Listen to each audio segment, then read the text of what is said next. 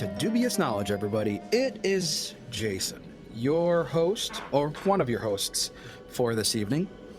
I'm not going to lie to you, because we don't lie when we talk about this god. We just make sure that we hold the truth, because in truth is power. We are talking about Norgorber. And as always, I have my co-host here with me, Cori. How are you?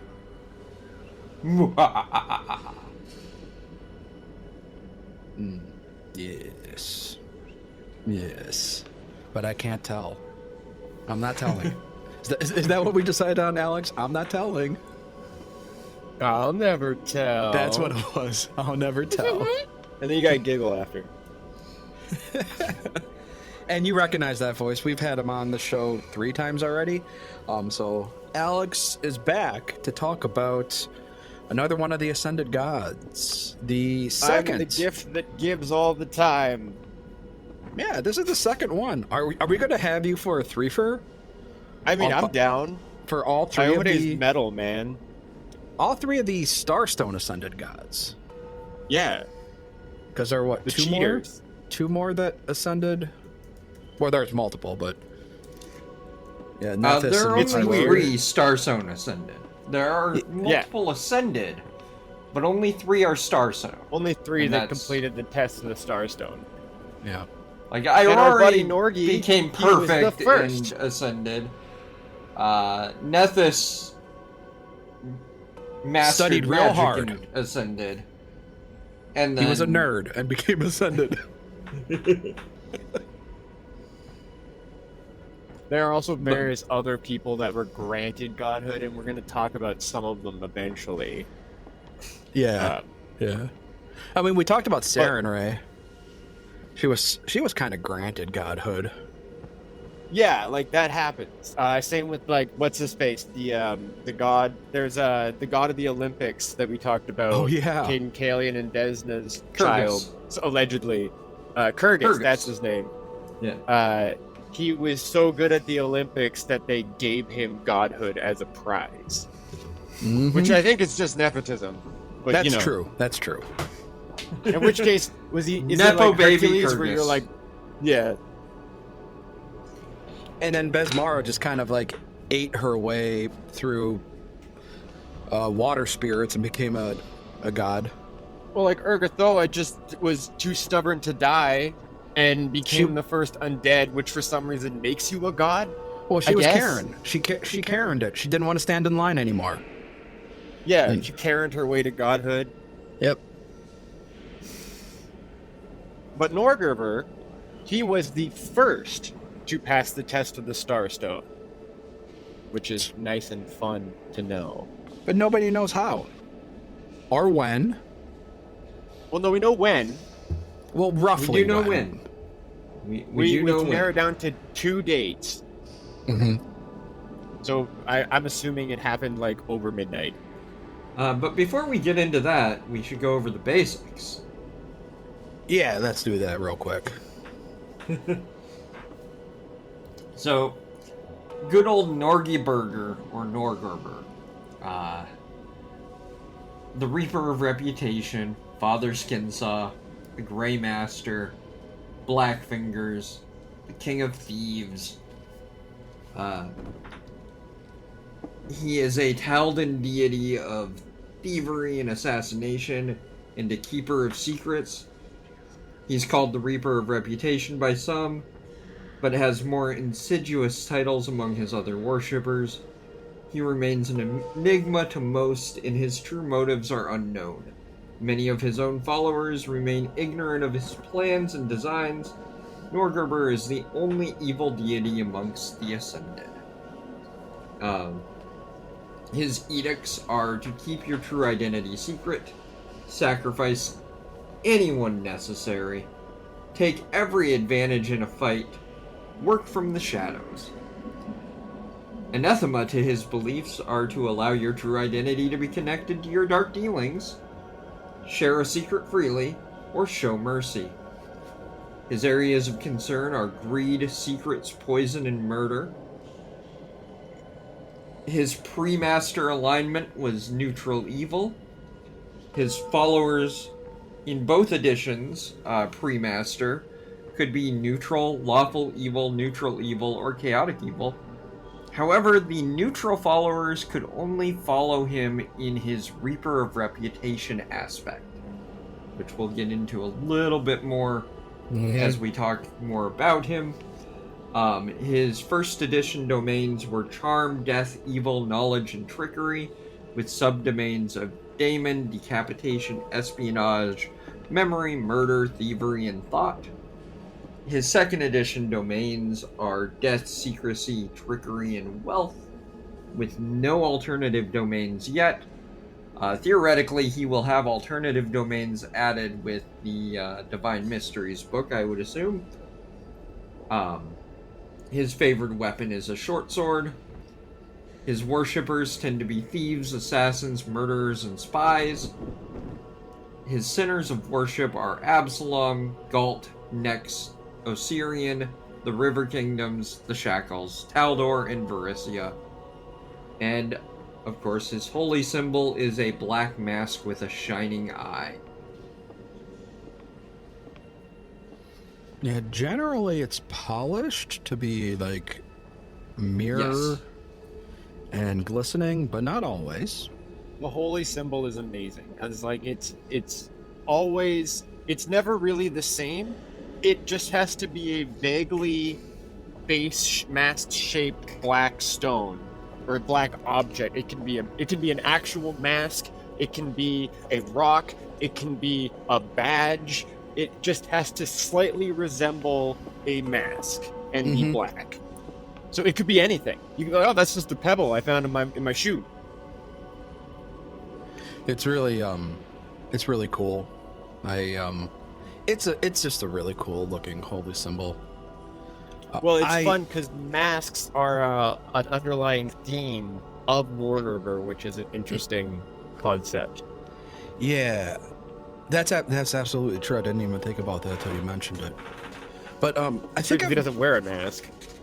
He could, but he doesn't. I've mentioned it a couple times.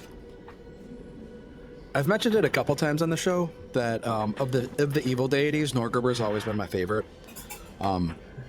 And just to kind of go into a little bit about why. When I was first getting into Pathfinder First Edition, you all know that I like playing clerics. Clerics have always been my bread and butter, and that is generally my default class to play. That's what I'm comfortable with playing, and it's what I like playing. But when I was going over it, I was always looking at, how could I play an evil cleric, or at least a not good cleric? So the first thing that jumped out to me about Norgorber was that he was an evil deity that allowed true neutral followers, which I thought was really strange. And so and then I started digging into who is Norgorber and why does he allow this. It quickly became evident, based off of his four aspects, that if you decide to worship one of the four aspects, in particular the Reaper of Reputation, you could be a true neutral follower of Norgorber.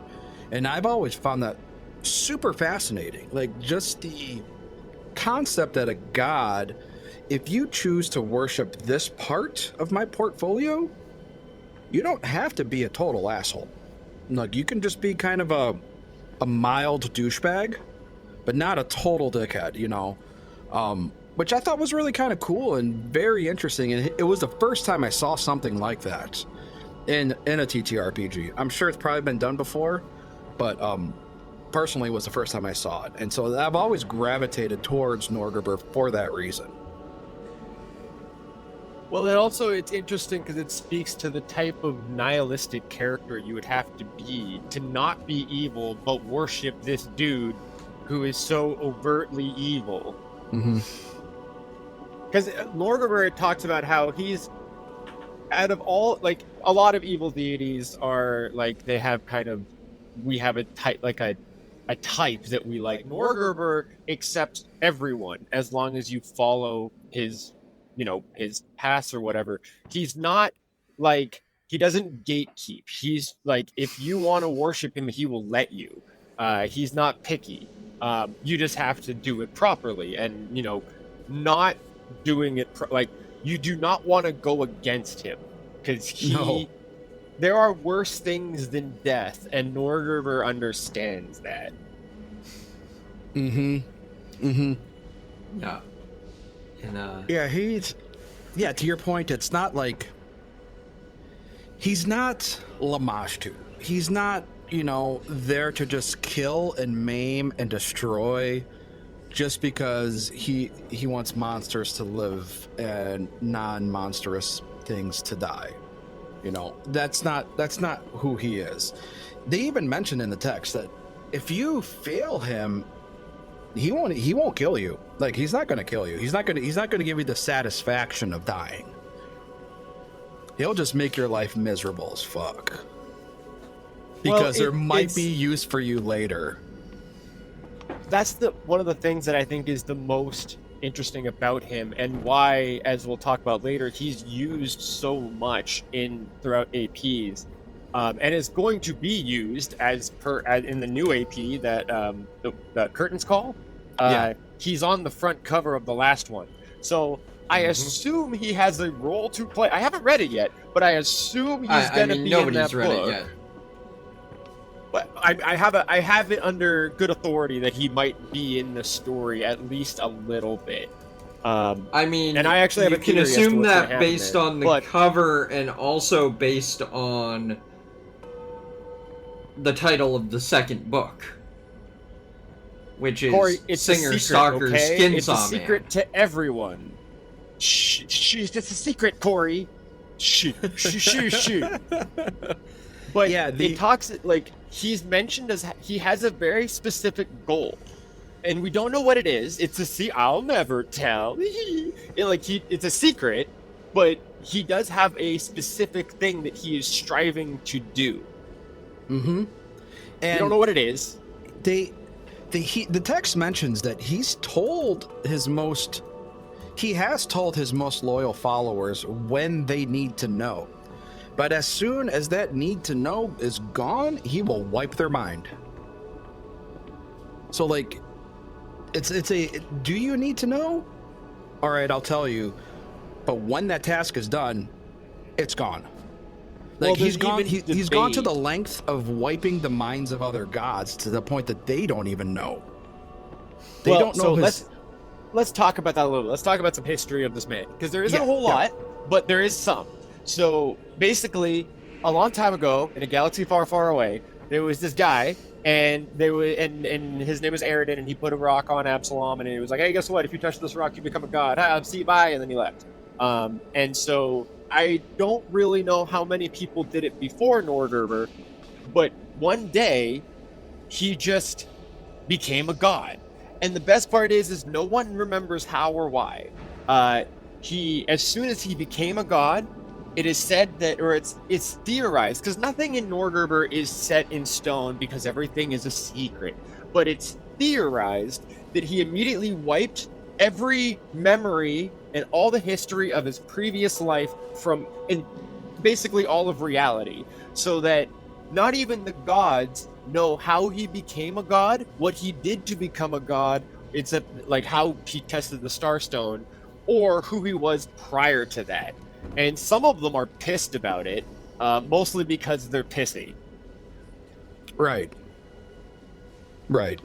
It's and they're he either wiped the memory, like en masse wiped the memory, or even like they just straight up killed some of his best friends and family if they were mortals. Now, there are some theories, but we'll save it for Spoiler Corner, about stuff that happened prior. But I'm going to assume that everything that we can kind of deduce about him is Spoiler Corner, because it's all a secret, and it's probably somewhere in some... Like, as we were doing homework, Cori mentioned that it's kind of weird that some, like, spoilers are in back matter and not in, like, actual APs. Mm-hmm. Which is odd. No, the weird thing was that the spoiler was in the back matter of an AP that is in no way related to Yeah, Norgorber. Norgorber. Yeah, because what book was he introduced in? He was introduced. Well, Rune Lords, right? yeah. Like the first time we heard about Norgorber Book 2 was of in Rune Book 2 Lords. of Rune Lords. His deity article was in Book 5 of Skulls and Shackles. It was one of the last of the deity articles, which means that is also kind of weird. That's what I meant. Is like his deity write-up was Book 5 of Skulls and Shackles. Holy shit. Yeah. Yeah. And as far as I know, he's not prevalent in that book either. No, but it makes sense for him to be in the pirate AP. Like, I mean, I can absolutely see pirates, like a ship of Norgorber pirates. That makes total sense. Yeah. Or just a random Norgorber worshipper on a pirate ship. A pirate ship. Perfect sense. You know, poisoner, murderer, thief. Like, Spy. all of those are pirate things. Like, don't fucking trust him. Absolutely. Don't fucking trust him. But can you trust any pirate, really? You know, so his greed big is an area of article concern. actually... Wait, no. Okay, I think Inner Sea Gods came out after. But just barely. Okay. Like, I think they did get all of the, so he legitimately was the last. deity articles out, and then they threw out Inner It's Sea Gods. basically the same. There is nothing that's Yeah. like the text is verbatim. So he was the last one to get the write-up. Interesting. Toreg was the last, actually. Oh, was he? Okay. Toreg, Dwarves. I hate you. Toreg was in Shattered Star, I believe. Oh my god. Really? Interesting. Yeah, if I remember right. Let me double check. Which was the AP after Skulls and Shackles, right? So, But yeah, while you're looking that up, yep, he was in Book 2 of Shattered Star.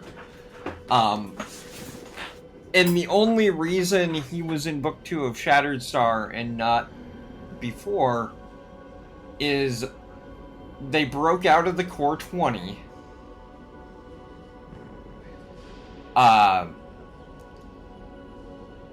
Because they did 2 deity articles per AP. One in Book 2, one in Book 5. And so you would assume you would get through the Core 20 in the first 10 APs. mm-hmm. Skulls and Shackles was the 10th AP. The reason why Toreg got held over to the first deity article of the 11th AP is that Paizo did exactly what we did and added Besmara into their deity articles early because they wanted to include her in the pirate AP because obviously you need her in the pirate AP. Obviously. Right. To circle back on, we were talking about the holy symbol, how it can just kind of be anything. To kind of touch on that subject and to piggyback on it, nobody knows what Norgorber looks like because, again, he wiped the mind of basically anybody who knew him. To the point, It's better than that. to the point where if artists try to even come up with their own personification of Norgorber, I love this. I love this fact. What they think in their mind, what like their own personal interpretation of what Norgorber looks like, Norgorber will be like, nope. And as they progress on carving that statue, like carving that piece of wood or chiseling that marble or molding that clay, it'll persistent or painting, yeah. It'll persistently start getting more and more like distorted And if they continue on because they are so stubborn, Norgorber will be like, fuck that, to the point where they will permanently lose their ability to use their appendages and create new art. Because, and this is again theorizing based upon the literature and in the fiction, priests hypothesize, his own priests hypothesize that the reasoning is that if so many, if they can prove so many negatives, at some point you'll determine what he actually looks like. Yeah, like he won't let you draw an incorrect version of him, because then if he doesn't block it out, you know that, oh, well, I drew a blonde dude and he didn't block that, so he's obviously not blonde. Exactly. So I'm gonna do it again, but with brown hair. Oh, he blocked out the brown hair. All right, we know he has brown hair. So his appearance, and this is something that I take umbrage with, though, with Paizo, not the lore. If he ever does appear to someone, he doesn't wear a mask, which is weird. He just appears as a hooded figure in like a cloak, and either his face is obscured or it's just not there. Like he's like the Invisible Man. And he always shows up in brown and black clothing. Now, Paizo, you write this in all of your shit, that he wears brown and black clothing, and all of his shit is brown and black, except every time you draw him, he's blue. Well, every time he's depicted, it's blue. He's wearing blue and black robes. Like, what the hell? Part of that is how you depict black in art. I mean, he's wearing black robes. This isn't the 80s. You don't have to... You can just print black. There are lots of black characters. Right, but Donkey Kong wears all black. You can't get detail in just printing black, which is why you add blue undertones. That's why they do that in comic books. Yeah, except they did that in comic books for printing reasons. Also, you have an undertone. It's called brown. You mentioned it multiple times. Like, be consistent, Paizo. You can't make all of his shit blue and black and say that his colors are brown and black.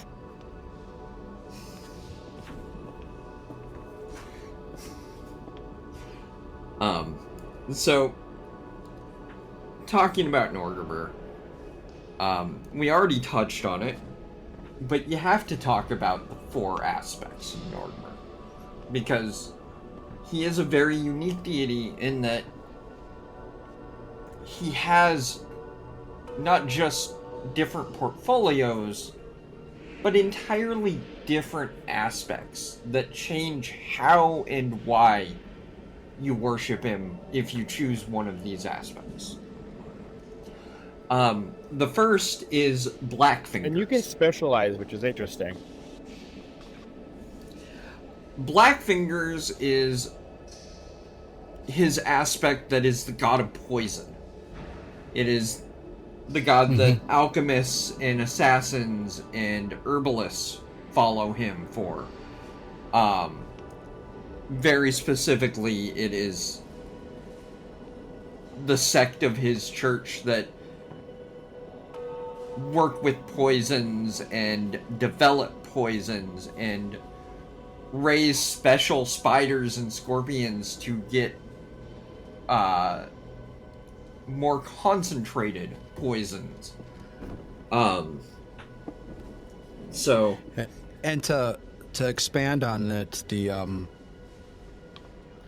the name Blackfingers comes from, and actually this is a real history tidbit too. When alchemists and chemists and tincturers, they used to put black tar on their fingertips when they would work with plants and with venoms. This was way back in the day before gloves, before latex and nitrile gloves. They used to put black tar on their fingertips so like that if you like scratch or poke yourself, chances are you wouldn't be able to puncture skin because you'd have to go through that tar first. And so that's where when you pulled the tar off afterwards, it would stain your fingers black, which is where the name Blackfingers comes from. Huh. Oh. Interesting that it Because yeah, I has knew a- that trope of like alchemist had black fingers, like that's like a I just assumed it was like black from working with shit, but that actually makes a lot of sense. So there's Blackfingers, god of assassins, god of poisoners. Then there is the Grey Master, which is the aspect of Norgorber that appeals to thieves. Just Greed. greed and stealing and extorting and mugging. Like, all of the ways to just take money from someone. That's the Grey Master. We already talked a little bit about the Reaper of Reputation. The Reaper of Reputation is his slightly less evil side, in that is the god of secrets, and rumors, and knowledge manipulation. So that's where you get spies and whatnot that follow him. And then, last but not least, is Father Skinsaw. Father Skinsaw is where the psychopaths and sociopaths and unhinged folk in his following go, because that's the god of just outright baseless murder. Like, serial killers, mass murderers,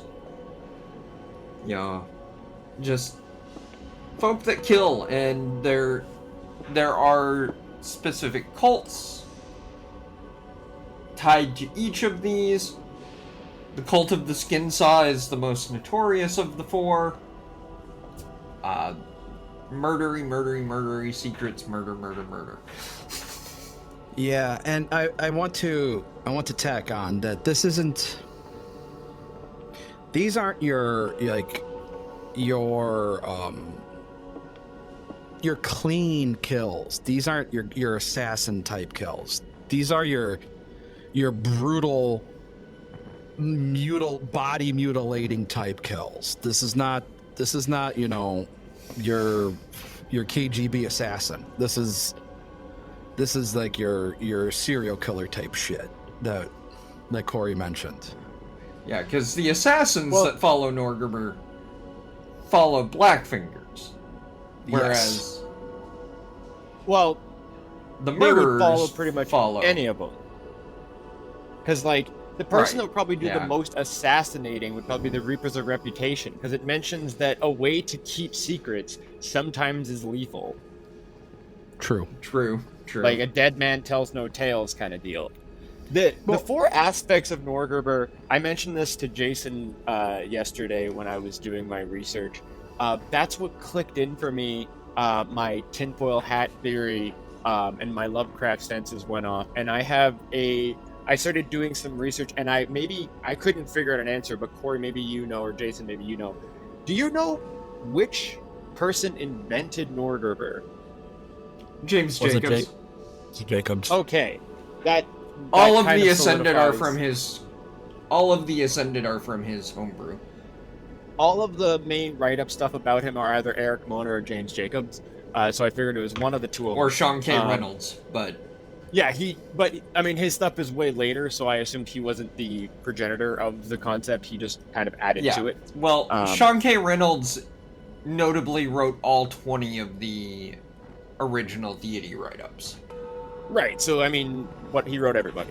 Yeah. But, there's lots of gods that have aspects. However, we mentioned this one's kind of unique in that there are four distinct aspects, and the theory is that we, as human beings who live on the planet Yarth, who play a game called Pathfinder, know who Norgorber is because he's written in this book that I bought from the bookstore downtown.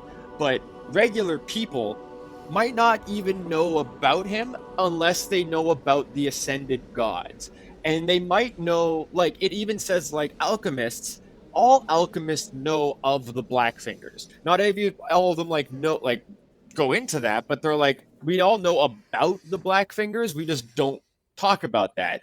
So most people who follow the Blackfingers might not even be aware that it's Norgorber until they become to a certain sect of their clergy. There's mention that when you want to start up a clergy or like a following in a town, you usually have to find someone who is like a Norgorber person who's always in secret, and then you have to prove your worth. And each aspect has a different way that you prove your worth. You got different initiation, right? Yeah. Yeah, so like that, you have to get to a certain level of like this organization before you even get to find out that surprise it was Norgorber all along. Which is interesting that like you could be like how many people are part of the Skinsaw cult who don't know they're part of the Skinsaw cult? Or like going back to that neutral cleric, maybe he follows the Reaper of Reputation not knowing that it's Norgorber. Maybe he thinks the Reaper of Reputation is a true neutral god, right? Like you can, and that's one of the things that makes Norgorber so interesting, is that you have the opportunity that you can really bamboozle your players if you're smart enough.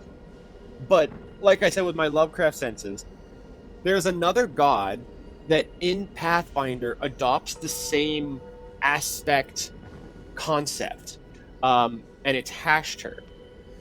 And my direct collection from here is that the King in Yellow book, written in the 1800s, has a short story in it called The Repair of Reputations. I'm not going to go into it too much because we'll probably get to it at another time, some other time. It's a great story, though. It's really well done.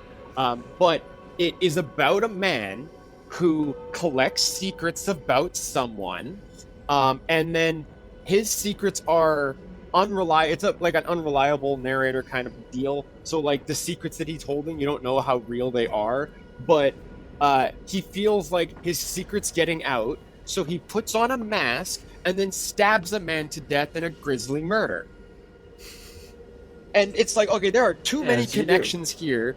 And knowing James Jacobs has just a love for Lovecraft as I do. Oh yeah, I'm absolutely. Like, that doesn't surprise me at all now. All of this connects, and just even like how all of it is masks, like the whole mask motif, Hashter, porcelain mask, like it's all very similar. Norgorber to me feels like James Jacobs writing a Lovecraftian deity, but taking all the eldritch mythosness out of it, and then that's what you're left with, is this murder secret god. Well, taking it out of it that we know of. I mean, I'll never tell. Exactly. That's that. You know, we could hypothesize on that point. But yeah, when you and I were talking about that, Alex, yesterday, and then I was reading the write-up on him. The other thing that clicked for me too is yet another literature connection from that same time period. Is they talk about in the church, and since we just talked about Father Skinsaw, this is relevant, that few particularly crazed worshippers of Father Skinsaw take the habitual dual identity to such extremes that they are likely to form psychosis, living two separate lives by nightfall and by sunrise, completely forgetting the existence of the other except for the brief moments of transition. Yeah, And so Dr. Jekyll style. Exactly, Dr. Jekyll, Mr. Hyde. That's a reference right there. It's like to Robert Louis Stevenson. So immediately, like now, I'm like, as you mentioned that, I was starting to put together those literature connections to the classical Victorian type of monsters. And well, it's got a very Jack the Ripper flair to him. Exactly, that too. Like the Whitechapel murders. Like a very grisly, very like weirdly public, but also secret murder that no one knows the identity of, but also a very cold and calculated and measured type of approach. Like it's all very Jack the Ripper. It has that type of like Victorian style to it.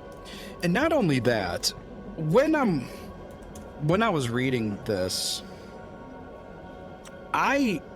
and you can tell me if you guys felt this too. and maybe it was just because I had that literature reference in my brain since you and I talked about it, I got a very Moriarty vibe from Norgorber. Like, he knows exactly what he wants. He knows how to get from point A to point B to point C. Nothing's going to stop him from getting there, from getting to those points, to the extreme that he will go out of his way to either like murder or mind wipe or do whatever he has to do to get from point A to point B. But it's all very calculated. It's all very measured. It's all very cold. Schemes upon schemes. Exactly. It is very Moriarty, in which like my plan has contingencies upon contingencies, and now you've actually activated my trap card, and now like it's all very like I planned you to have me in the cage when actually you are the one who's in my cage. Like, it feels very like that. But the interesting thing though is that we don't know what he wants. Like, exactly. We don't know what his plan He'll is. never tell. There's theories, and they're not very good theories, but we'll hold that till spoiler corner. Though this is hypothesized within his clergy as well, so I don't think this is really a spoiler, but the idea is that if anyone were to find, like, Norgorber's got a inherent secret about him, which is who he was before. And why that is relevant is also a secret. Like, why does that matter? Who cares? But like, also, who was this guy who was able to become a god? Though when we think about the other two who ascended, we have metal as fuck paladin and a drunk man. So like, what does it really take to be a god, honestly, to do this like, he could just be a drunk man, like, right? So like, who is this man? Why does it matter? It must actually matter. Why else would he keep it a secret? Why does this guy have so many secrets? And if his secret was ever found out, he would probably cease to exist. And it's debated if it's either that he made some kind of deal, and that's like a part of the deal, but I think what's more likely is by being the god of secrets, if his secret was found out, it would be effectively like killing him, because it's like you are now the it's his secret. Like, you're not a very good god if everyone outed you, like, right? Like, you would cease to be the god of secrets, thus cease to be the god. Yeah. And we can get into it a little bit later, but some of the other deities have theories themselves too. And but we'll touch upon that too when we get to his relationship. And in particular, there are 6 deities that really don't like him. And they're the ones that you kind of expect to not like him, right? Exactly. Like, yeah, exactly. I know, and it's really funny. But I wanted to bring this up to Cori because I know Cori is our resident champion. Norgorber does have an anti-paladin code. Oh, I love his anti-paladin code. Go for it, Alex. I have it right here. So there's a couple things. 1, innocence is ignorance, and ignorance is weakness. I will seek to shed my own ignorance and encourage ignorance in my enemies.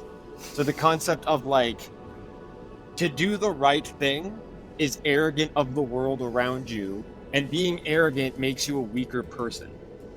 Which, like, it kind of goes back to that first idea of you have to be a very special type of nihilist to follow Norgorber, which would be fun to play. I do not take credit, nor do I accept blame. I always work in the shadows. Yeah, absolutely. The ultimate cop-out. A fair fight is not worth fighting. I will take every advantage I can. No tool is beneath me.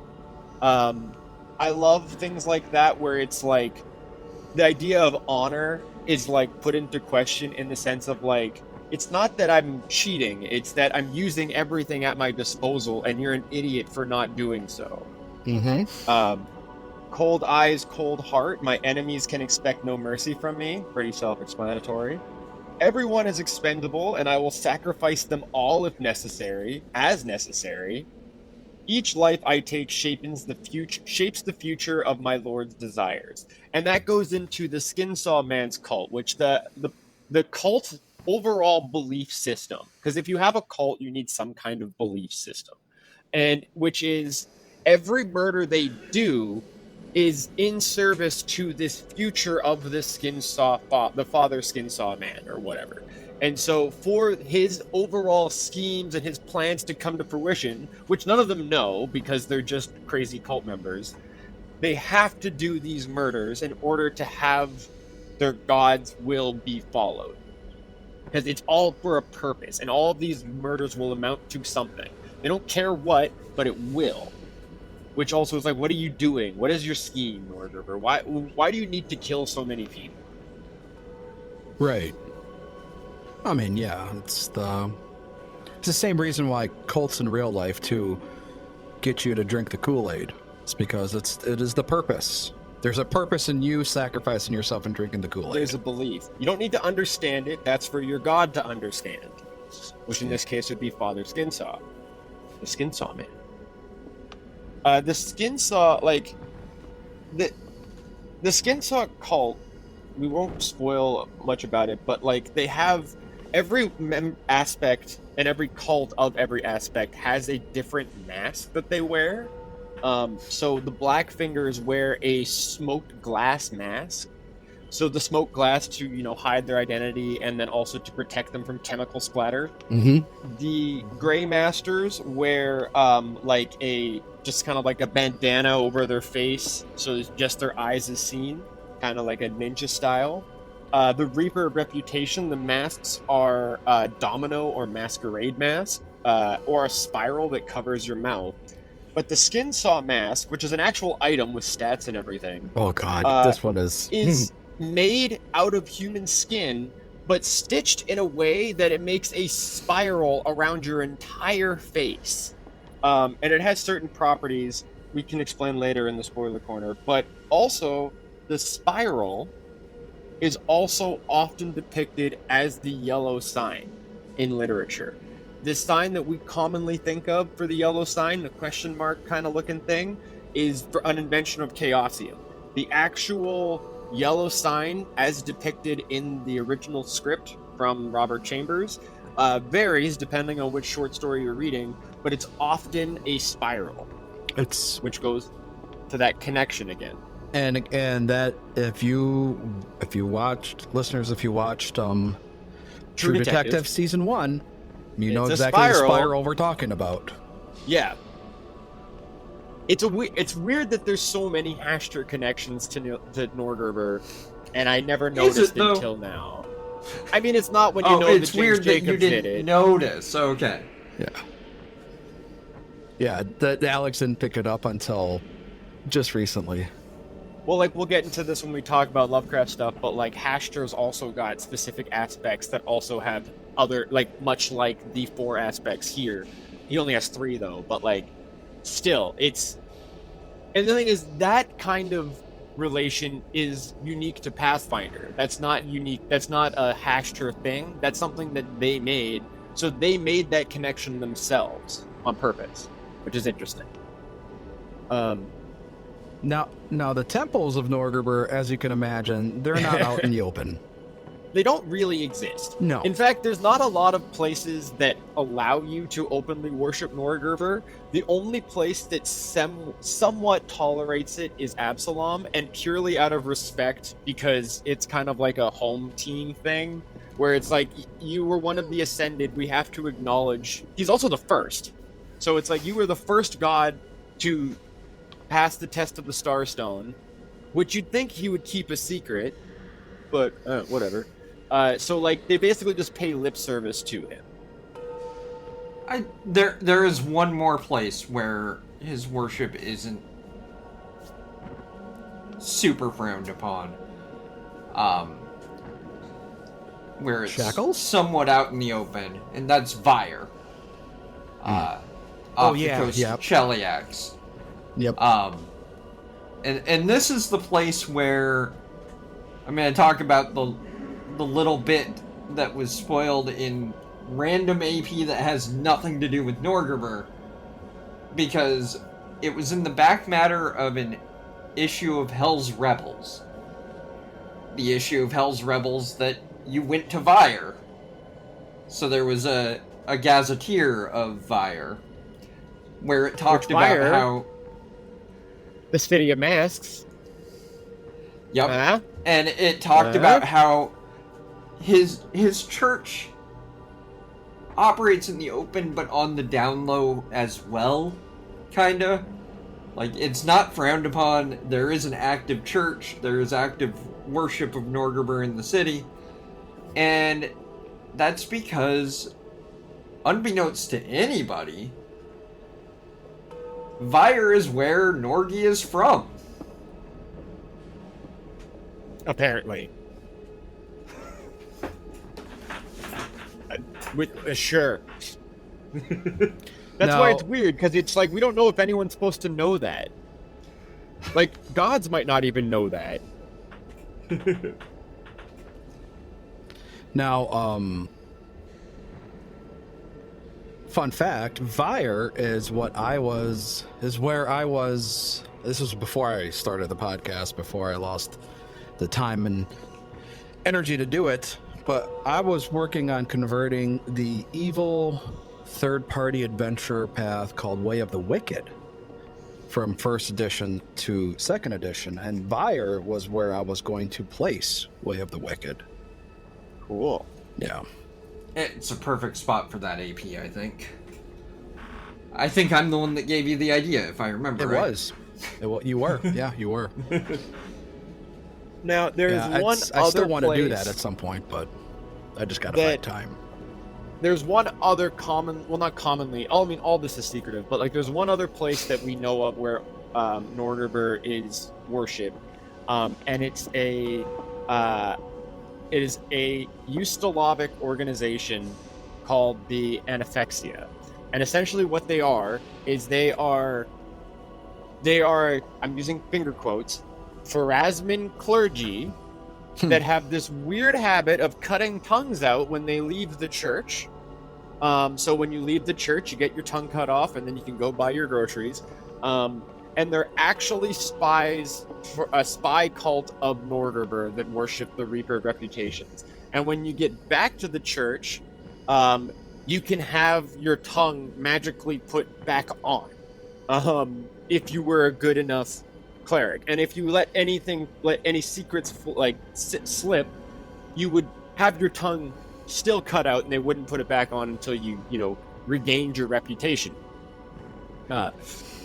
Which, once again, I don't think that's ever come up in any APs. It's in a splat book for Ustalav. I don't think anyone's ever used it.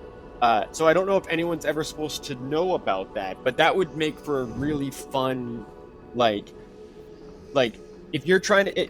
Norgorber is, if you want to write a quest with Norgorber, you have a serial killer in there somewhere. So if you have a series of murders that are happening, it's probably Norgorber. Let's just be real. So you could have a bunch of people dying. The Pharasmans are to blame, but the Pharasmans are like, we need you to defend us because we're not evil, we're Pharasmans. But then it turns out this specific group of Pharasmans, which are weird and different because they cut their own tongues out, which isn't Pharasman, it's just a thing they do, I guess.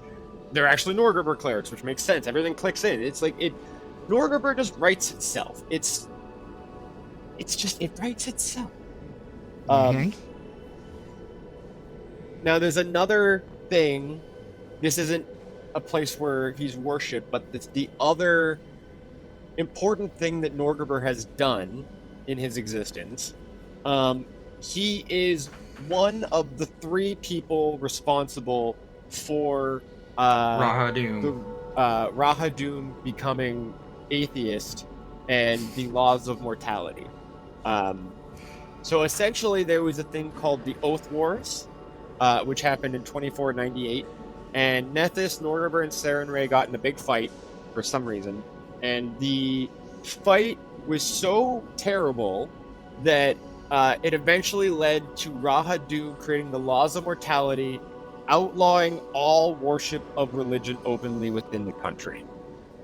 So thanks, Norgorber. Well, it wasn't the fucked gods it up. that got into the fight. It was their churches. Right, but I mean, like, you know, put a leash on your kids.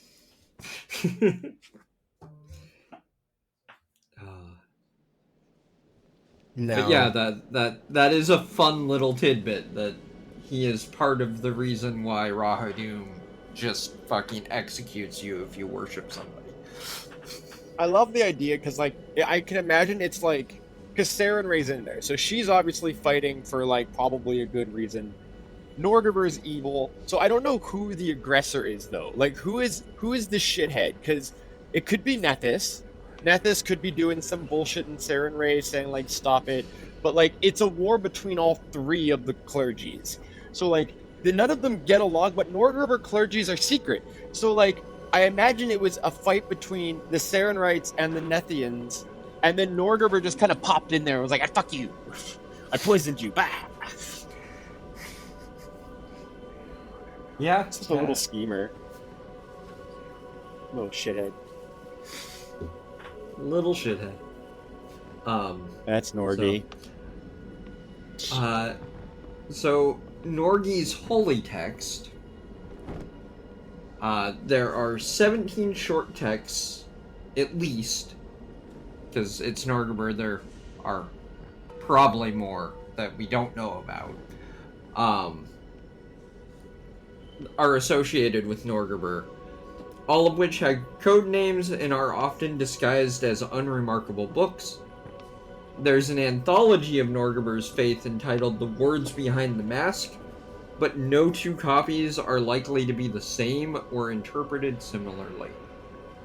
And then there is a minor sect considered reckless by mainstream Norgorberites, because this is a church with a mainstream, that follows an apocryphal text known as the Dark Lure, which instructs followers to spread as many harmless secrets about themselves as possible, as to dissuade someone from digging deeper.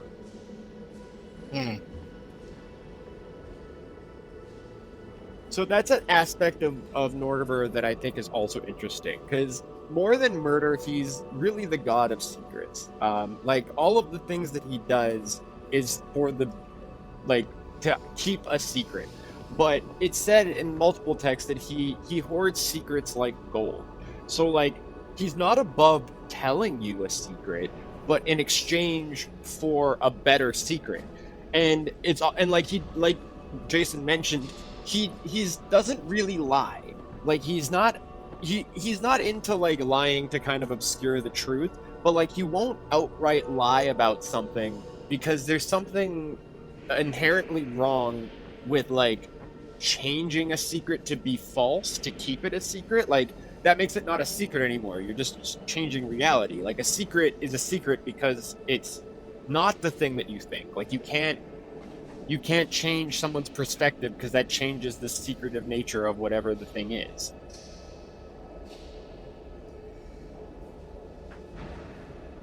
Yeah, and this is actually one of the few evil deities that actually has written text. That's not a talking skull. You know? Or pieces of flayed skin.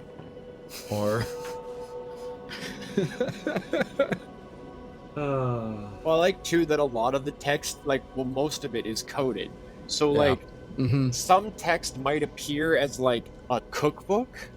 It'll be like, Talvin, famous grandma's baked recipes, and, like, in there, in, like, the margins, and it'll be like, and add 13 cups of flour, 6 cups of this, and may the secrets always be kept from your enemies, and, like, a thing will be in there. So, like, people have, like, cross-referenced, like, all of the different weird things they've translated, which is why there is no consistent text, even amongst the church. Because Norgorber also won't tell you what's right, because I'll never tell. Well, not only that, they even say that it's that most of the texts they're not like doctrine. They're not, you know, a Bible. Yeah, they're parables. It's like it's like God no, Aesop's fables. They're just like parables. There's little short stories to help teach a lesson. It's not. It's kind of interesting, to be honest. And I don't know if that's I can't put two and two together. I don't know if that's Lovecraft or a Victorian era allusion to something that I'm missing out on. I don't think so. I think it's just secretive for the sake of being secretive. Yeah. Like, I love the idea of if the secret that Norgorber has is that he doesn't actually have any secrets, and he was just some guy named, like, Norgorber or something. And, like, the whole secret is that he's no one, and that it's a nothing thing. That he doesn't actually have a secret. The secret recipe to my secret noodle soup is nothing. Like in Kung Fu Panda. I just use pre-packaged noodle stock. That's the secret. I actually use beef bouillon. I use Maruchan noodles. Yeah. Now, and then we mentioned earlier that we know roughly when he ascended, because on the 2nd and 3rd of Desnus, his followers have a single holiday called Ascension Night or Ascendance Night. Mm-hmm. In which case, each different aspect of his clergy does some weird fucked up thing with the person. It's like the Purge.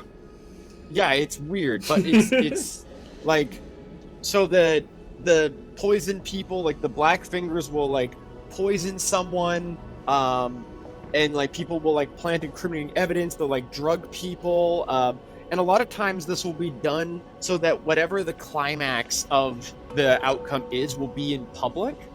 But so like an example would be like they would poison someone with like a slow acting poison while they were drinking, so that they eventually would just get more erratic, like they were drunk, but then like start like coughing up blood and foaming at the mouth like a couple hours later. So you could be far gone, so it's a total secret, but then someone has like this big grand display, and then everyone's like, how the fuck did this happen? We were just hanging out drinking, and it creates a bunch of mystery, making more secrets.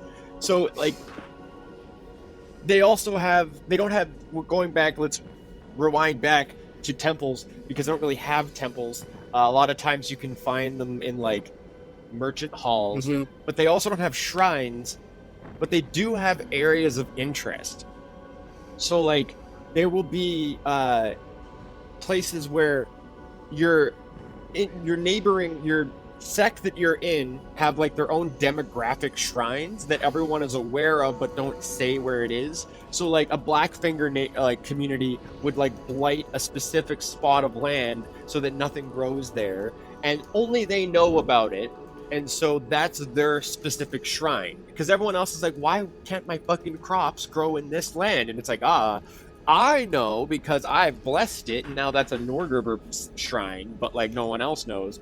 But my favorite is the more murderous aspects will kill someone and then bury their corpse in a public space, and then that will become the shrine. So like you could like kill someone and then in the dead of night bury them under like a market square, and then during the day when everyone's like going around town and like buying their groceries and whatever, you just sit there on like a bench like I'll never tell. But in your head, you're praying to Norgorber or to Father Skinsaw. Or the Reaper reputations. Which is a good segue, Jason, to Norgorber's obedience. Nice. I have a fun story about this after. So Norgorber's obedience is, while moving through a crowd of people, at least 6 individuals, whisper a prayer to Norgorber so quietly that no one hears you. If you suspect that one of the members of the crowd heard you, you must follow that individual and prick her with a poison needle or other sharp implement. If you can't locate a suitable crowd, Dig a hole at least 6 inches deep in the ground. Whisper your prayers into the hole and then bury the sound. At the end of the obedience, dip a needle in poison and leave it on the road, jutting from a windowsill, or anywhere else a passerby might inadvertently prick themselves on. The fucking biggest little shit move. Norgorber, little schemer confirmed. So, this was my introduction to Norgorber as a god. I was running a very short-lived Kingmaker game, and a good friend of mine wanted to play, and she hadn't really played TTRPGs that much, but she played a lot of like WoW and Skyrim and stuff.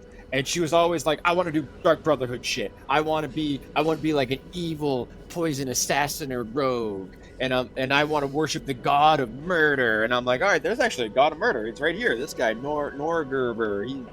He's the god of murder.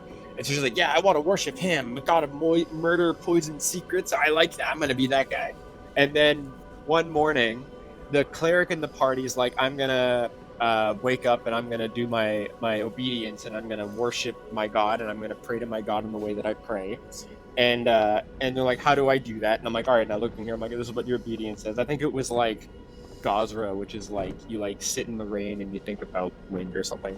But then my buddy is like, what do I have to do in the morning? And I'm like, well, let's see. And I read out that to her and she's like, so I have to like put a needle in like a blade of grass and wait for like a deer to step on it? And I'm like, yeah, pretty much. And the thing is that you don't have to know if you succeeded. You just have to hope it happened. So like, you don't have to like successfully. You don't have to sit there and someone. watch and wait for it. You just have to. No, in fact, actually, it's better if you leave. Yeah, and just hope that someone accidentally pricked and died. Ridiculous. I love it. He's like, a silly god. Trust the god.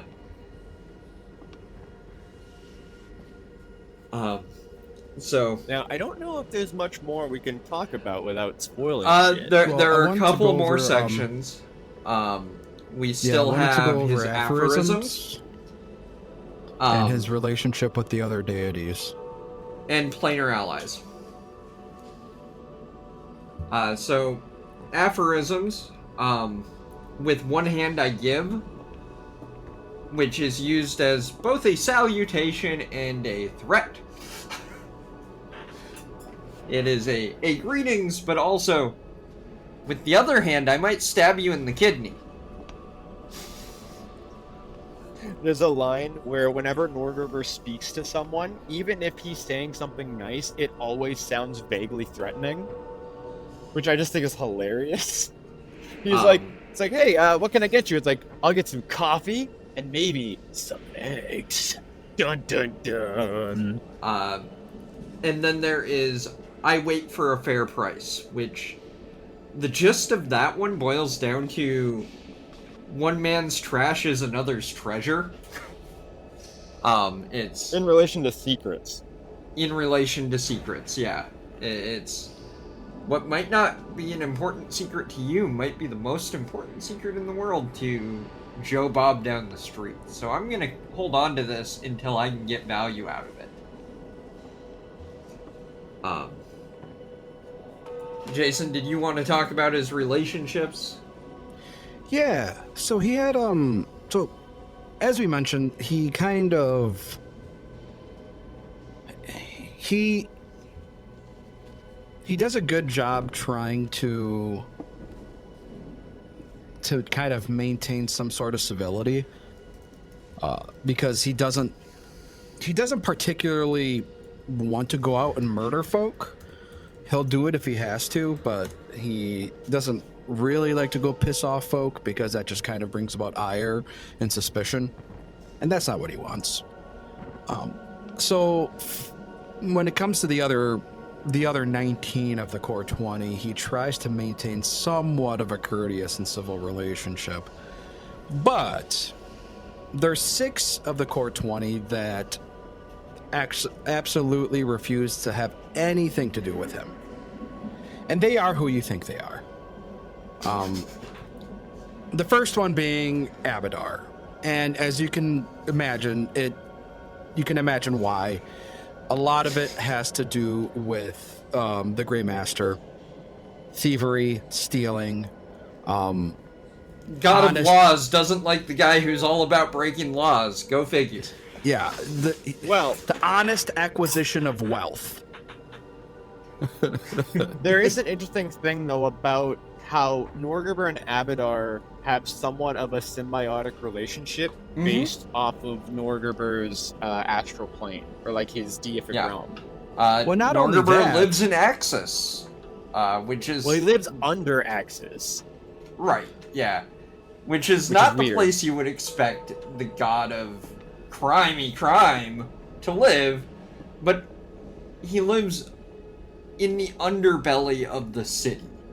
He lives in the sewers of Axis, and that's the perfect spot for the god of crime to live. Or not only that, without major metropolitan areas that are filled with people, Norgorber can't really exist. Mm-hmm. You know, that's... Well, there needs to be people to keep secrets from. There needs to be people to steal from. There needs to be people to murder. There needs to be people to poison. Like, Norgorber needs Abadar to exist, essentially. Well, on the flip side, though, and it said, because, like, Duskfathom is the undercity below Axis, but it's, like, literally below Axis. Like, not like, oh, it's, like, it's the sewers in the sense that, like, it's the sewers of the plane. Because in Duskfathom, like, everything teleports you in and out at weird spots, but it always teleports you to Abaddon, Hell, or the Abyss.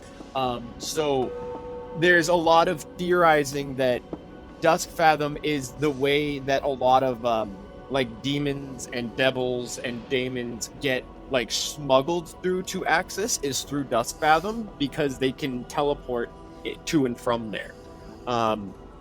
It's also thought of that without Duskfathom, Axis would cease to function. It's often described as being the oil and grease to Axis's machine, and the idea that, like, you can't have law without crime, because if no one's breaking the law... No, I kind of disagree with this. I think that, like, you know, you can have law without crime. It just functions flawlessly, which is, you know, doesn't make sense. But in a plane literally comprised of the personification of law, I would expect there not to be any crime.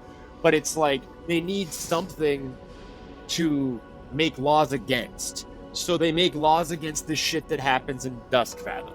Like, you can't have axiomites that are about enforcing the law who live on Axis if everyone's following the law. You need someone, probably from Duskfathom, to show up and fuck around and find out. Mm-hmm. So, like, Duskfathom gives Axis purpose, which is interesting. You'd think it would be it's a Maelstrom, whatever the Chaos Plane is. Yeah, the Maelstrom. But, yeah, it's interesting. The next one is Caden Kalian. Doesn't like him because Caden thinks he's a coward. Mm-hmm. Because he fights from the shadows and poisons people. Come and fight me like a real man, bro. Sit down, Caden. Go enjoy another drink and go look at your fucking plaque text or whatever. I'm busy doing real life shit, like real people shit. Okay? The next one, Erastil. Again, as you can imagine, the god of community.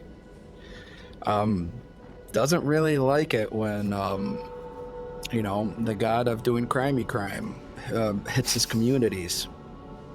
Well, I think it's even more than that. It's that, as the god of secrets destroy families, and he's the god of families. That's like, like, I'm not sleeping with my mistress. That would, if that secret came out, my family would be destroyed. Oh, yeah, that's a good point too. Yeah, two aspects there. Yeah. I'm going to skip this one because I think this one's going to bring about some discussion. So I'll skip Iomade. Yes, We'll come back to Iomade. Sarenrae. Sarenrae apparently has given Norgorber way too many chances to redeem himself in her eyes, and only to see his false repentance further some evil plot. Again, the contingencies upon contingencies that we talked about earlier. He is Moriarty. Well, this is what makes me start to question No, about I promise. the Oath War. I promise, Miss Dawnflower, I'm going to be good this time. But like, how often has Norgorber used Sarenrae to get something? And like, both of them are in the Oath War. So like, does that have something to do with this? Like, did Norgorber use Sarenrae to fuck with Nethys and then ended up making all of Rahadoom atheists? Like, that sounds like I love something that he would idea. do. I love that idea, Alex. Well, it makes sense, right? yeah, I also just love the idea of him promising that he'll be good this time with his fingers crossed behind his back. Invisibly, so she can't see them. and That's why we have to do a little giggle. I want to know how many chances is enough for Sarenrae, the goddess of redemption. For the goddess of redemption, how many is... Okay, too many. You're done. I'm not giving you any more. Also, Sarenrae, he's the god of secrets. Like, come on, girl. Come on. You're not that dumb. I can't. I'm the god of redemption. I have to give him a second chance. It's literally in my writer. El Jefe. Okay, but that was 18 chances ago, Sarenrae. Next up, we have El Jefe Dwarf, Torag. Torag just sees him as a cancer. Like, he's going to see like cities destroyed. If he's around. So Torag just doesn't like him. Well, when Torag sees Norgorber, like, and this is why we'll kind of get this into a spoiler corner a little bit, but like, Norgorber is he is the little finger of the Pathfinder universe. Like, he is the keeper of secrets and like the broker of information, and like, he absolutely can bend a city to his whim using nothing but like word of mouth. Yeah. And a couple well-placed murders. Exactly. Grima Wormtongue over here. Yes. All right. Now Iomade. Let's talk about this, because this, I think, is it's an interesting theory that Iomade has. Iomade steadfastly, with every fiber of her being, believes that Norgorber has evaded justice for too long, and she believes that he was involved with the death of Aridin. Oh, I 100%. I fully believe this to be true, and I will elaborate on it in spoiler corner. Yeah. So it's yeah, that's you know what? With the information we just got from about War of Immortals, I was expecting Norgorber to be the one who kills the deity. Turns out that was wrong. So I do expect that Norgorber probably was the one who took out old Grandpappy Human over here. It's interesting because or at least had a part in it. Yes. He works alongside a Chaychek. Like, him and a Chaychek are like co-workers. Best buds. Yeah, they come up with I mean, a Chaychek probably was like, okay, bud, if I have to kill Gorham, how am I going to go about doing this? And Norgorber's like, all right, here, let me pull Cut him out my in half. vault of secrets. Here's what I know about Gorum. Hit him Well, here's here, something like that. his weakness is violence. Who knew? Now, I have a theory, because he's going to be in Curtain's Call, and they have talked about that Torag most likely will not be the only death. I think this is a long shot, but I think there has been, and we'll talk about this in Spoiler Corner, there are threads of people knowing about Norgorber from pre-godness. So I think there is a possibility that Curtain's Call ends with you learning the secret of Norgorber, which undoes him, which doesn't kill him, but effectively takes him off the god table. I don't think that's going to happen, Alex, and here's why. Because the Paizo development team has explicitly said that only one deity of the Core 20 is getting removed from the Core 20. So Norgorber is still going to be in the Core 20.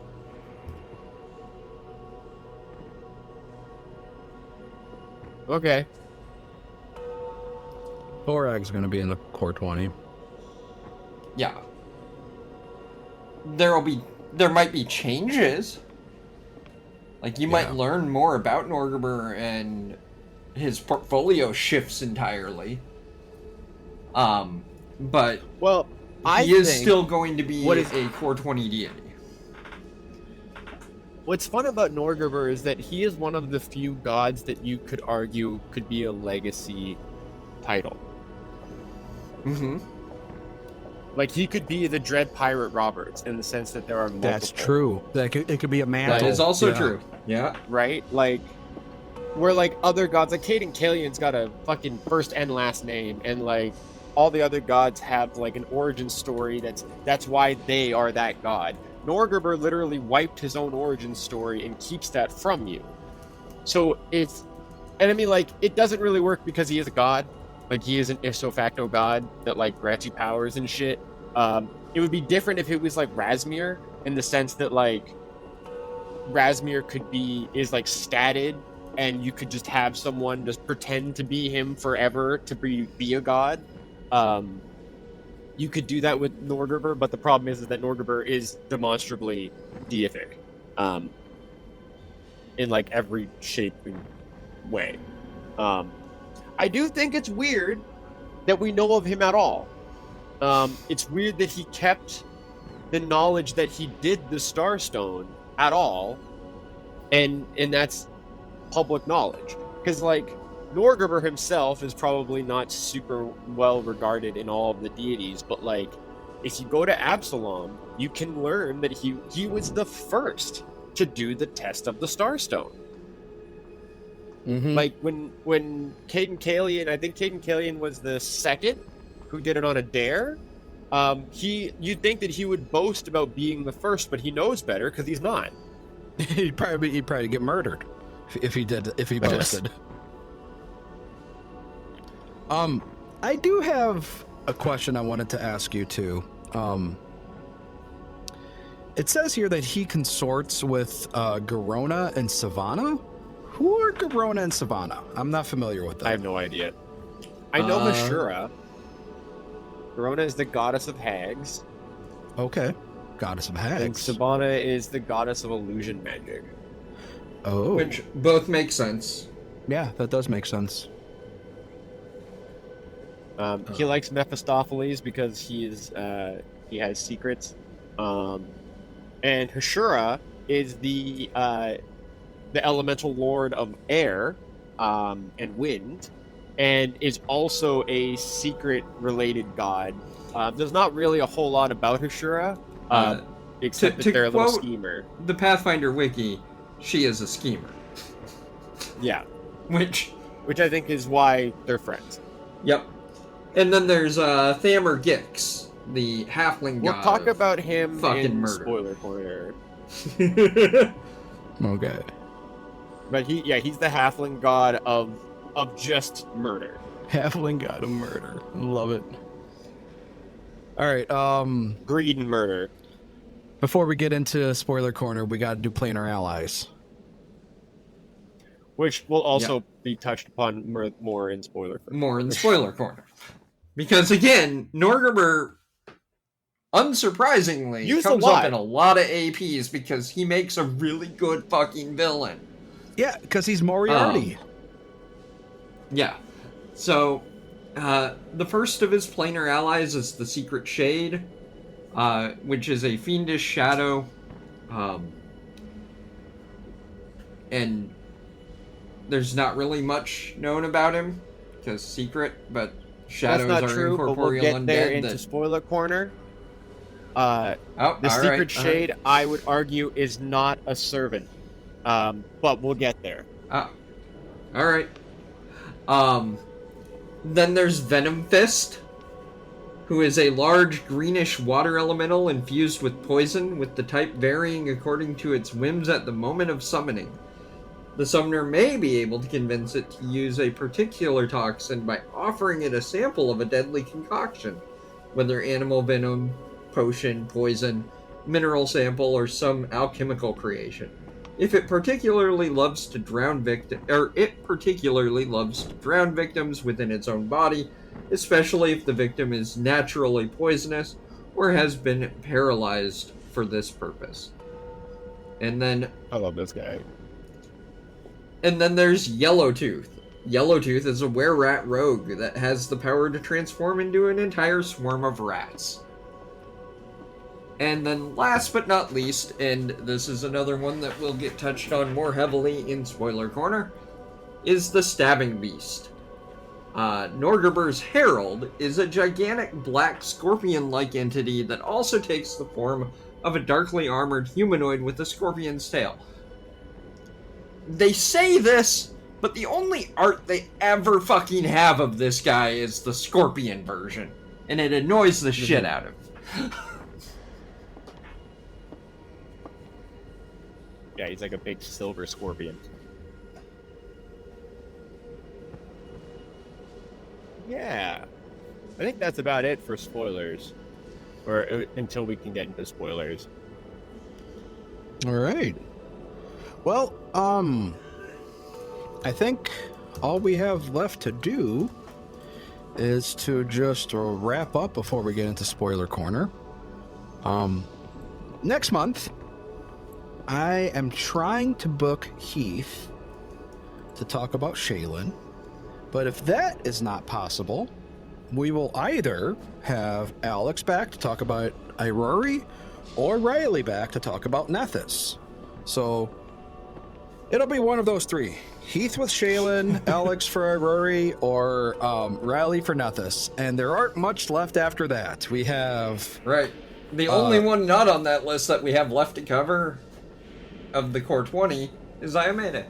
Iomede with Heath, and then Erasni, who will be part of the Core 20, with somebody. We still need to find a guest for Erasni, so we'll get somebody. I thought somebody said that they wanted to do it, but never mind. Yeah. Well, yeah, we could talk about that afterwards. Yeah. But there's going to be quite a few APs and adventures spoiled here. So, do we want to kind of quickly skim over which ones we will and will not talk about? Yep. So, spoiler chat today. And add more if you have more, Alex. These are the ones I know about. Will include Rise of the Rune Lords, War for the Crown, Agents of Edgewatch, Strength of Thousands, and Curtain Call. And a little bit of Pray for Death.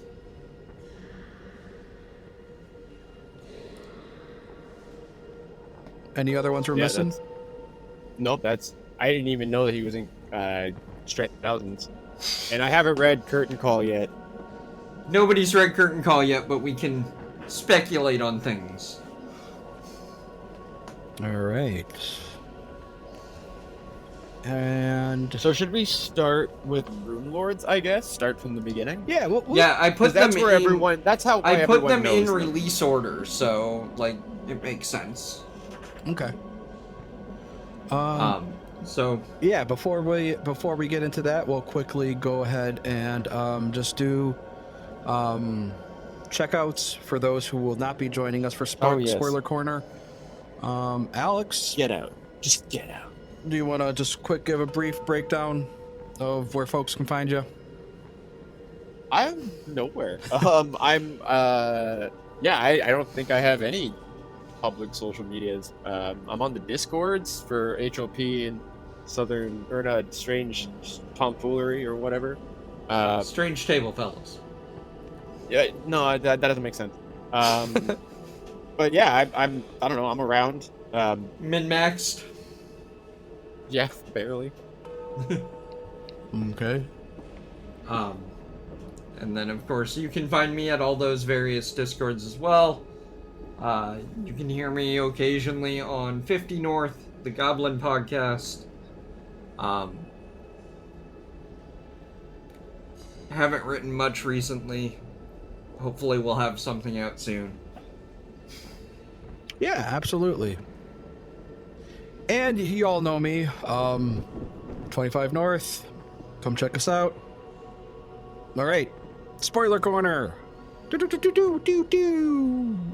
Actually, before we start with Rune Lords, I want to ask Cori, what do you, Iomade related questions? Because in my research, I found this theory, and the theory is that Pharasma had some sort of play in all of the Ascendant gods, and that she gave Norgorber ascension so that he could kill Aridin. I don't know if that's because there is a lot of theories about Pharasma. Pharasma knows how Aridin died. She's the only person allegedly that knows. You'd think Norgorber might know it, but it's a secret. And that Aridin's resurrected corpse is her butler or whatever. So I don't know how she would have any relation to Cade and Kalian. That's my one sticking point. But I can see Pharasma being integral to, but I don't know as much about Iomade as you do, obviously. Iomade's ascension. But why do you think Iomade believes that Norgorber killed him? So my theory is based on the snippets that we know about the upcoming God Death. We know that Norgorber is heavily involved in Curtain Call. We know that for the title of Book 2 being Singer-Soldier Skinsaw. And we know that because he's on the cover of Book 3 in the lead NPC role that you get on the covers of APs. If you look at the cover of an AP, it's usually a key NPC to that adventure, right? And is the fact that the Singer-Soldier Skinsaw referencing the three Ascended? Caden, Iomade, and Norgorber. I hadn't thought of that, but that makes sense. I just thought it was a play on Tinker Tailor Soldier Spy or something like that.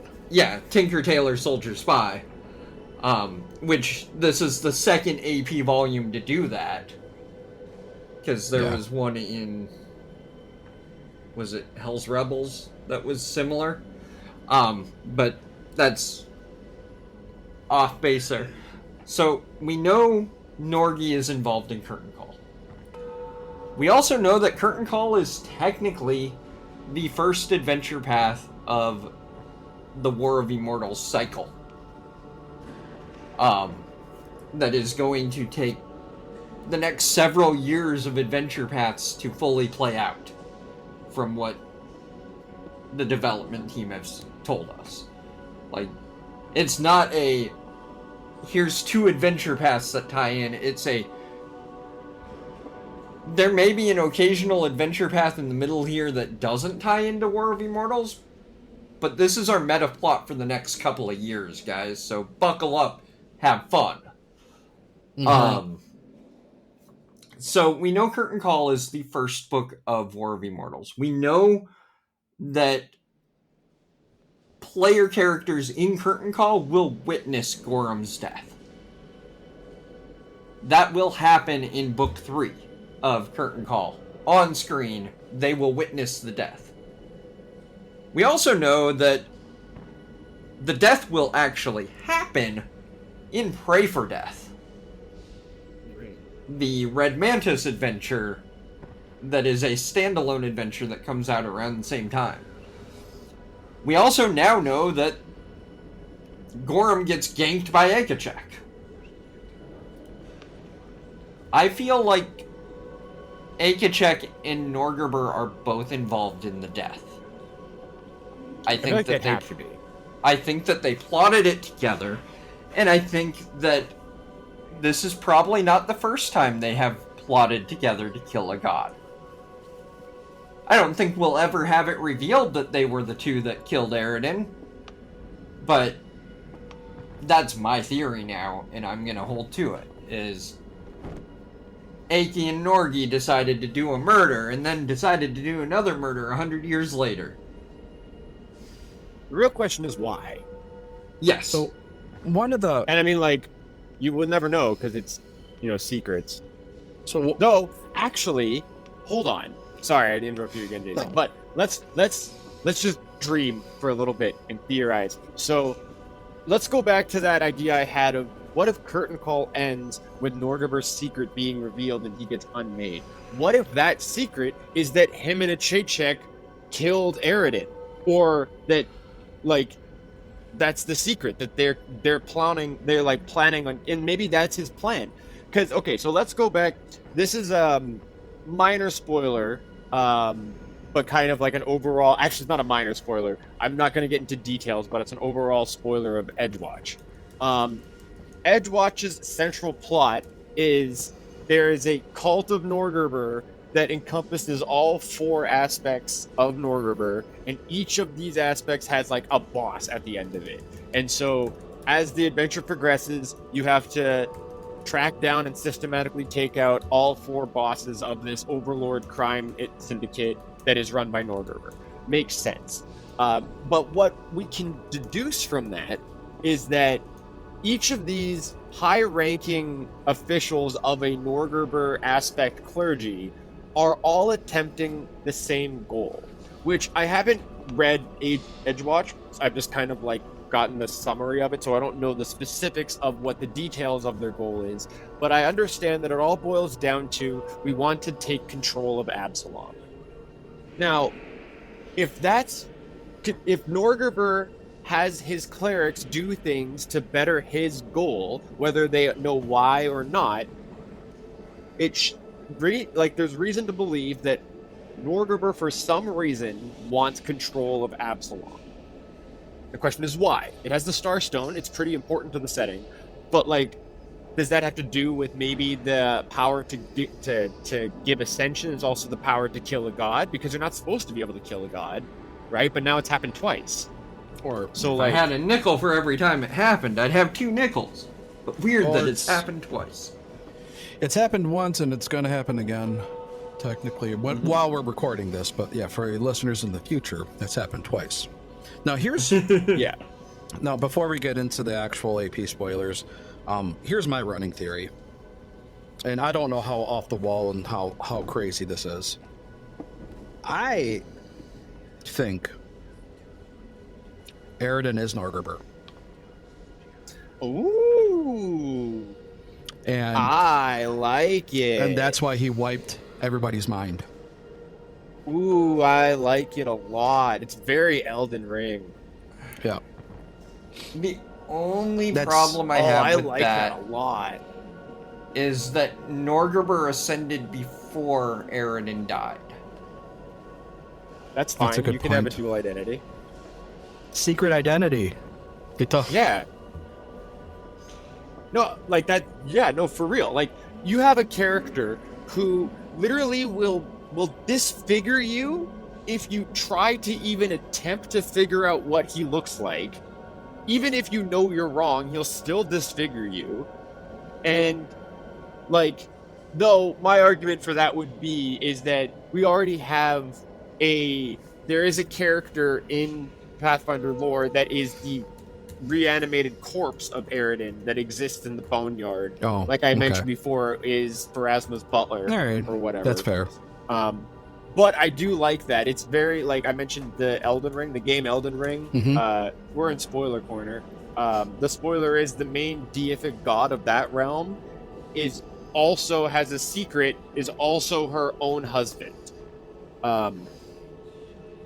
And it's weird. It doesn't make a whole lot of sense, but I mean that's those games for you. But it feels like that, where it's like this god has the ability to have two different aspects of himself.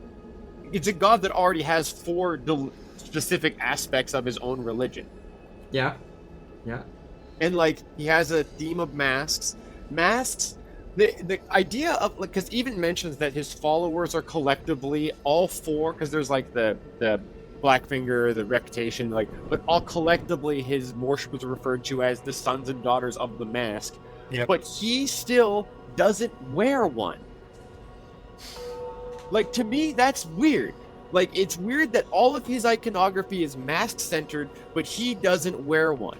Where it would be so easy to hide your identity as a character. Like, what if he didn't have a hood? It was just a floating mask. Like, that makes more sense for, like, considering the basis. Like, don't get me wrong, I think the general design of Norgorber, like how he's depicted, even though it's blue and black, I think looks awesome. Where it's just like these disembodied gloves and It's just shit. the Invisible But, Man. like, It's the Invisible Man Yeah. wearing gloves and a hood and robes. well, like, when you see his holy symbol and it's a black mask, a black featureless mask that sometimes resembles a skull, sometimes, but not really, you don't instinctively think Norgorber unless you knew that already. Which, as we kind of established, us, because we read these splat books that we bought from the store, no, but Joe Blow, Pathfinder, real, like, peasant, would have no idea. Mm-hmm. Like, it's just, it strikes me as odd. And I mean, I could also just be reading too into the design of the character, because he Yeah. does just look cool, but like, And when you were talking about Access earlier, like how and why can he exist on Access? It's just like, well, Aridin was lawful neutral, so it's like that kind of was like, well, there you go. That's why. Like I kind of filed that one away.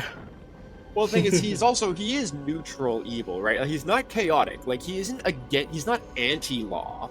Like, he does, like, do crimes and stuff, but, like, it also mentions that you, like, one of the people that, one of the main fronts for the, which one is it? It's the greed aspect, is gambling. Mm-hmm. Which isn't, like, wrong. It's just gambling. It's an easy way to extort people out of their money, but, like, it's not technically unethical to do it. It's gambling. But that's what a lot Right. of their like chapels are fronted as, is like gambling halls. Mm-hmm. Right? Yeah. Right. But yeah. So it's not Mhm. he's not against the law. He definitely breaks the law, but I mean that's why he's neutral. I guess was neutral. But yeah, that was just my theory. So, before we wanted to get that's into not a bad theory. so No, it's awful. It's wrong. You should feel Rise of bad. the Rune Lords. All right, so Rise of the Rune Lords. Norgi is basically the third god referenced in the AP, because Desna and Lamashtu both take center stage in Book 1. Norgi takes over in Book 2, which is appropriately titled The Skinsaw Murders. In Book 2 of Rise of the Rune Lords, there is a bunch of grisly murders that happen in the small coastal town of Sandpoint. player characters eventually trace it to a nobleman who turned into a ghast, and much like Norgi, split himself into multiple aspects. The Skinsaw Man being one of them, and that's the one that did all the murdering. And then it turns out he was influenced by a cult of the Skinsaw in Magnamar, the nearest large city to the small coastal village of Sandpoint. And you as player characters put a stop to this cult, find out that this cult is also tied to another cult, and that leads you to start the main through line of the AP going forward. Like, books 1 and 2 are pretty self-contained and could be run on their own, and then the end of book 2 leads you to the meta plot of books 3 through 5, or 3 through 6. So, that's how Norgi is in Rise of the Runelords. Focused on in one book, you learn a lot about his church, about the aspect of the Skinsaw cult, and that's where you go there. Well, it's interesting that it has, so like, when you think about, because like, the book 2 of Runelords kind of has 2 sections of it. There's the first half, which is the Foxglove Manor, and the second half, which is you go to Magnamar, and it turns out, whoops, Commissioner Gordon actually worships the murder god. Which is interesting because you get to that idea of like, this dude who is the commissioner of the police and a staunch like follower of the law is secretly a murderer who runs a murder cult. But when you have Foxglove and Foxglove Manor, Adrian Foxglove is, like you said, he is kind of influenced by the cult to perform these murders, and he's like kind of blackmailed into doing it, sort of. And he does it, but not really, like, he doesn't do it for Norgorber. Like, there, at no point do you ever feel that he, like, found God and then began doing this. Like, he started doing it because he was instructed to do it by the cult. So you go back to that idea of, like, you can worship him without knowing that you're worshiping him. And, like, it gets back to that idea of if you worship the Skinsaw Man, you start to develop, like, a dual identity, which happens to Adrian Foxglove as part of his ghoul transformation. So, you could argue that having, because, like, this is my criminology background thinking, but, like, having a split personality like that is just, it doesn't, I have an issue with split personality in fiction and in just how it's portrayed in most things. Me too. And it's like, that doesn't happen. Like, it doesn't work like that. That's not really what it is, what you think it is. But if you think of it in the sense of, like, it's not that he has a psychosis, it's that Norgorber is, like, blessing him. The same way that, like, you have a daughter of Urgathoa, like, if you have, like, shown that you're good enough, you become this, like, you get superpowers. He's doing basically the same thing. He's like, if you're a dedicated enough worshiper of the Skinsaw Man, I will turn you into a deific personification of the Skinsaw Man at night when you can do it secretively. So, like, Adrian Foxglove had you could argue he didn't even know who Norgorber is. He could have no idea. Yet he is a blessed deific personification of one of the 4 crucial pillars of the religion. Yeah, that's a fascinating. A good breakdown of how that plays out. So after Rise of the Runelords, Norgi kind of takes a break from the limelight for a while. A good long while, until almost the end of first edition, when he pops up pretty heavily in War for the Crown. I have not read the book in which he pops up, but I think Alex knows more about. I haven't read this whole AP because it is extensive. But remember when I was talking about how like he makes for a good Littlefinger? It makes sense as to why he's in the Game of Thrones AP, because he's all about the secrets. And like when you talk about the reputation dude, like he's not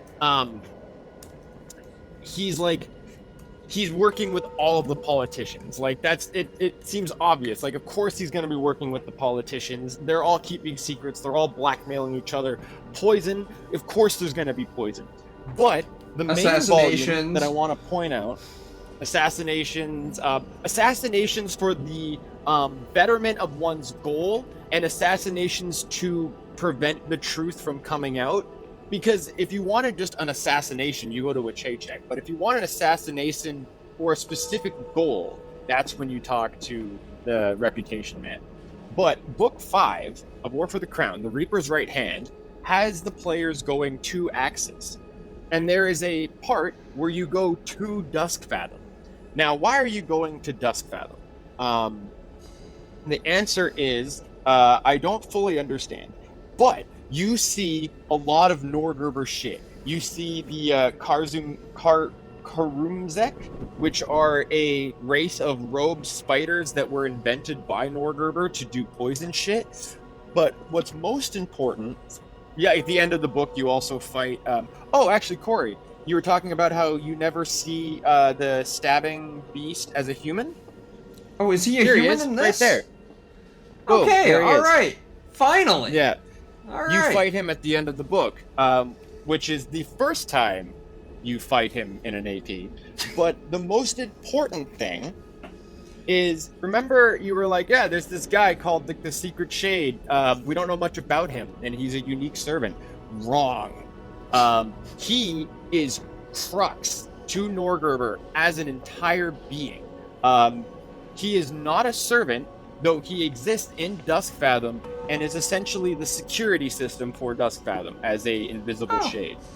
Oh. What he is, the day that Norgorber ascended, a man was found murdered at the bottom of the chasm that's around the Starstone. This man was Norgorber's rival pre-godhood. So this man, we don't know his name, it's been lost to time, but he was this prolific serial killer. And he somehow found and idolized Norgorber. So every time Norgorber, or whoever Norgorber was before he became Norgorber, did a murder, this guy would replicate the exact same murder in the exact same way, on the exact same place, a couple days later, with a note that basically in secret said, if you can do it, I can do it too. Love you, Norgie, XOXO. And so they became rivals. And so the theory is that he followed him in to the Starstone Cathedral. The theory is actually that Norgorber wasn't the only person to enter the cathedral. And it's said that the Shade might have followed him, and the first thing he did after he wiped everyone's minds was murder that guy, because he knew the most about who he was pre-godhood. However, since he was so, integral to the secrets of Norgorber, he exists as a Shade with no memory, with a goal of piecing his memory back together. And if you go to the theory that if someone were to find out the secret of Norgorber, he would be unmade, this dude is the closest thing to having that happen. Because it's said that he has maybe an eighth of his memories intact because he's collected that much. And he doesn't really know how or why or what he's doing. He just knows that's what he wants to do. So if he's already been able to collect a little bit, you could argue he could collect all of it. And if he regained his memories, Norgorber would cease to exist. Or at least his anonymity, yeah. Wow. Though, you do fight and kill him in this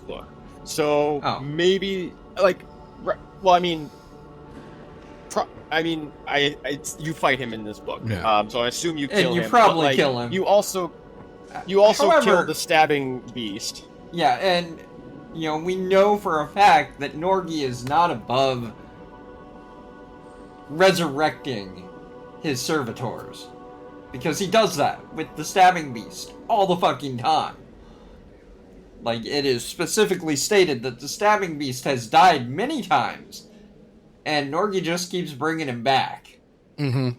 Well, it's better than that, because Norgi does that and then wipes his memory of his previous death.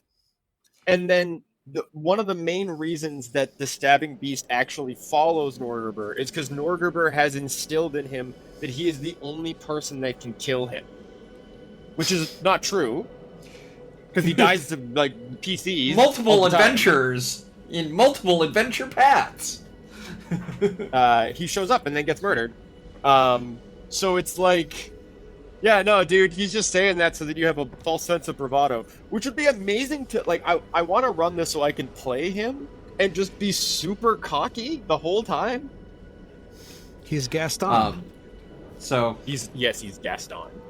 So War for the Crown takes you to Norgi's realm. You fight 2 of his divine servitors. Kill 2 of his divine servitors, probably. Well, defeat. Yeah. Defeat for sure. Potentially kill.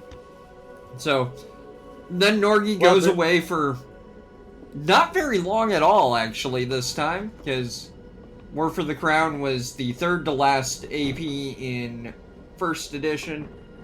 He came back in the 3rd AP of 2nd edition. Yeah.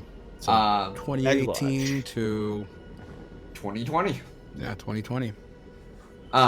So he is the focal point of the entire Agents of Edgewatch campaign. Yeah. Just everything that you are doing in that campaign is up against different agents of Norgorber, including my favorite Easter egg of Paizo, and that is somebody with the last name Van Kaskerkin. Yeah. Because, like, it was a thing that they threw into all of their Varisia APs, where there was a member of this roguish, brutish family, Van Kaskerkin. What if Norgorber was a Van Casterkin and that's the secret? Could be, like, they're all murdery, Van violent. Seed is spread pretty far. Yeah. Specifically, Agents of Edgewatch has Reginald Van Kaskerkin, who left Varisia when he was younger, got swallowed by a Leviathan, convinced the Leviathan, not a Leviathan, Kraken, convinced it not to kill him. The Kraken thought he was under mind control. Reginald found his way to Absalom, became a master of clockwork, killed the Kraken that had tried to enslave him, started following Norgorber, founded a tabloid, and then get killed by PCs. Makes sense. But before you kill Reginald Van Kaskerkin in Agents of Edgewatch, you kill the Stabbing Beast again. Because the Stabbing Beast is one of the handful of heralds that is in both editions at this point. There are stats for him in 1E and there are stats for him in 2E. I think the only other one that we currently have is Torreg's. Hopefully we get stats for more of them in Divine Mysteries. I hope. But the Stabbing Beast dies. You continue fighting Occultum Norgorber in Book 6. But yeah, that whole AP is all about fighting against Norgorber. His next appearance was a couple of years later in Strength of Thousands. It was very, very small. There were a few members of it, or there was one dungeon that was a Cult of Norgorber in, I think, Book 3. Not a huge deal. Not super plot relevant. But they showed up. And then, of course, upcoming is Curtain Call, which we already kind of talked about. What is going on there? You forgot about, what was his name? Roskar from the beginning of Reign of Winter? Oh, He right, was a yeah. cleric of Norgorber. There was a cleric of Norgorber. A single cleric of Norgorber in Reign of Winter. I try to forget him, at the very beginning. I try to forget him. Do you know why? Because he killed you. He murdered you, as Norgorber would do. Yeah. I was there. I saw it happen. Yeah, he killed my rogue. Which, hindsight 2020, I'm okay that he killed my rogue because he gave me bloody murder poppet. Now, there's one other thing that was kind of revealed in War for the Crown that gives me kind of theorizing about who Norgorber was pre-God. And it's the concept of Thamir Gix and how halflings approach Norgorber. Because halflings are pretty hard done by, in general, but they often, like most people, don't like worshipping Norgorber.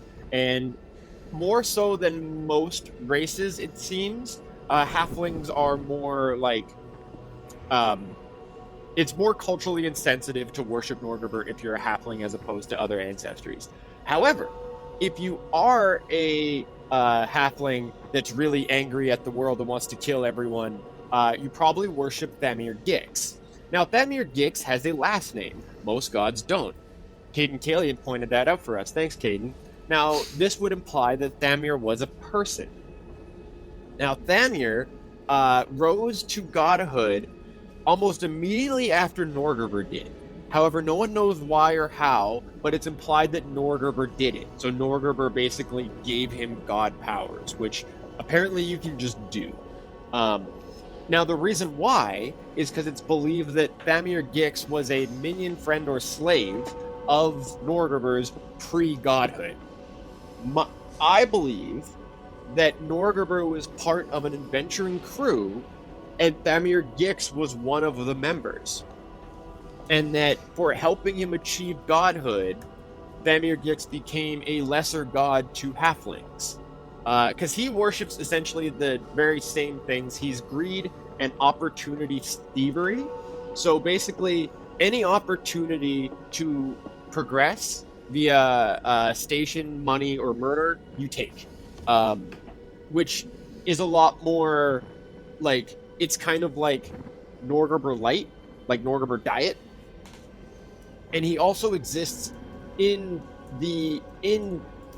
what's it called? The gross place. Duskcomb, no. Just had it. The place under Axis. In the back alleys. Dusk something.